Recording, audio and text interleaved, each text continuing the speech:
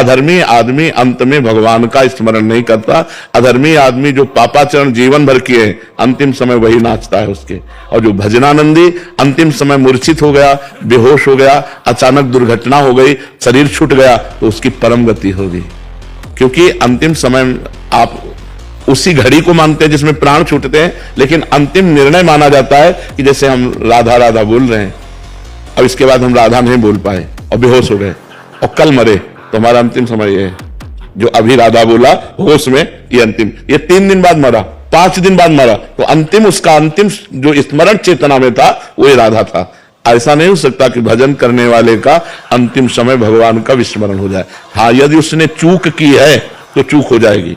जैसे बहुत भजनानंदी भरत जी महाराज और चूक करके हिरण में आसक्ति कर ली, तो अंतिम में हिरण का स्मरण हुआ, हिरण बनना पड़ा। लेकिन हिरण के भी शरीर में, आप भागवत में पढ़ के देख लो, खूब भजन किया, डट के भजन किया, और अगला जन्म ब्रह्म बोध संपन्न महापुरुष के रूप में हुआ।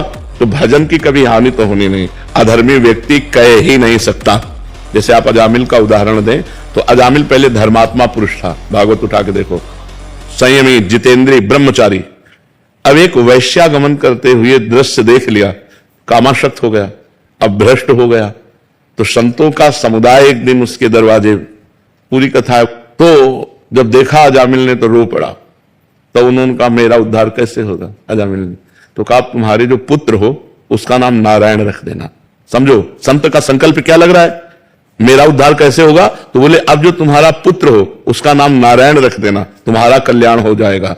संतों के संकल्प के अनुसार अंतिम समय उसको अपने पुत्र की स्मृति से नारायण नाम निकला और उसका कल्याण।